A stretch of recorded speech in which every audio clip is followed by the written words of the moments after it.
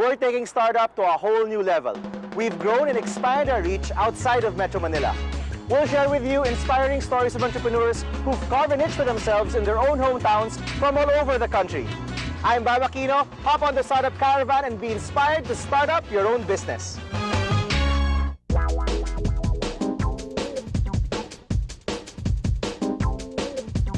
There's a famous business mantra that says, "Build it and they will come."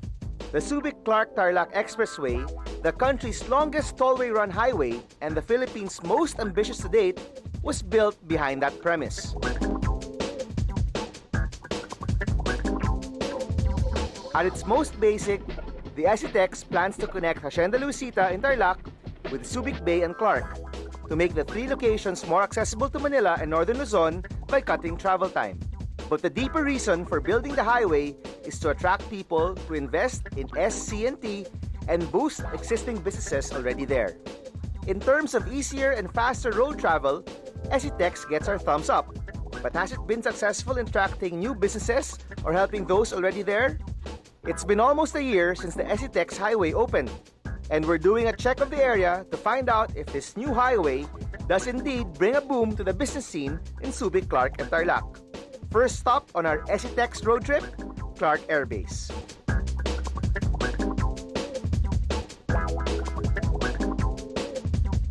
Clark Air Base is a former United States Air Force base in Angeles City, Pampanga. Of crucial importance to military plans of the United States, it was the stronghold of American forces during the end of World War II, and until 1975 was the backbone of logistical support during the Vietnam War. Even if the Americans have pulled out of Clark in 1991, the roads and infrastructure in this former airbase still stand strong and provide the backbone for various businesses. Aside from tourists, another thing that's bringing big business to Clark is the Clark Economic Zone, now known as the Clark Freeport Zone.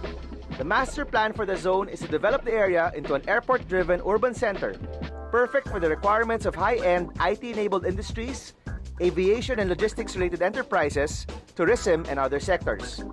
Many incentives are offered to businesses who decide to set up shop here, like tax rebates and duty exemptions.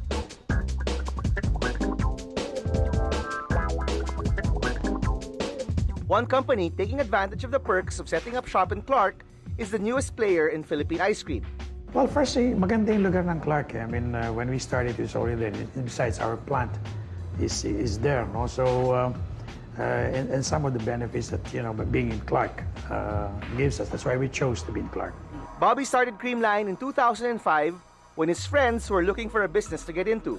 They all came from various fields like finance, textile, and electronics. But one of their friends was working in an established ice cream making company and knew the ropes of the trade. They studied the market for a business and saw that there was still room for another player in the Philippine ice cream scene. And thus, Creamline was born. Despite the demand, getting into the ice cream business was a big risk, considering that the commercial ice cream scene is dominated by brands like Selecta and Magnolia, who've been making ice cream for decades. Compared to the bigger brands, Creamline has little resources and a much smaller capital base to fund the business. So they carefully researched every business decision to become less prone to risk and mistakes and protect their investment. They also stuck to business basics. For one, they employ the value for money adage and purposely priced their ice cream cheaper than the bigger brands. We knew that, with this kind of an ice cream we're in, everybody will enjoy it, and then plus the value for money kasi mura naman, and with quality also, then why not? Selling a product cheaper than the rest of the big players doesn't mean they scrimp on quality. In fact, Creamline uses skim milk for its ice cream, and the end result is ice cream with a creamier consistency, which is also quite healthy. Aside from providing quality at a lower price, Creamline began targeting the provinces outside of Metro Manila. We're very proud to say that our instant negosyo,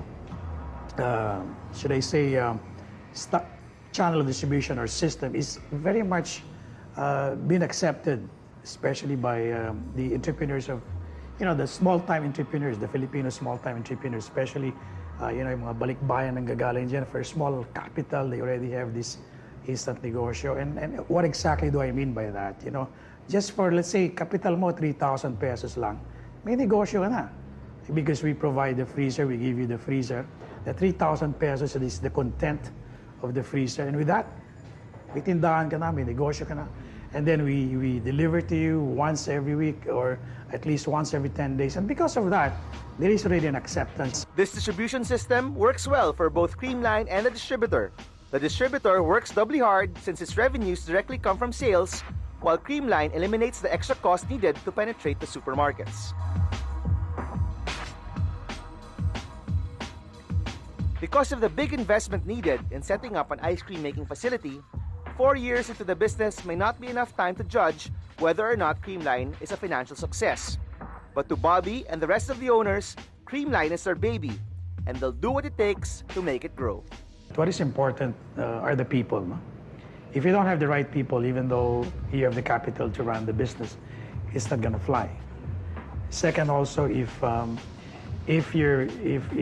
whatever product or whatever thing that you want to sell out there, it has to be of quality.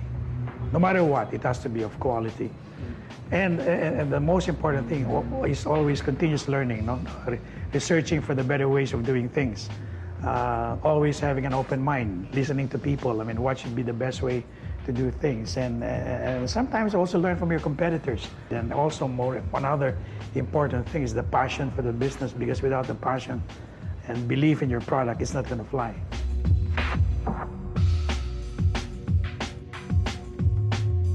Our road trip continues after the break.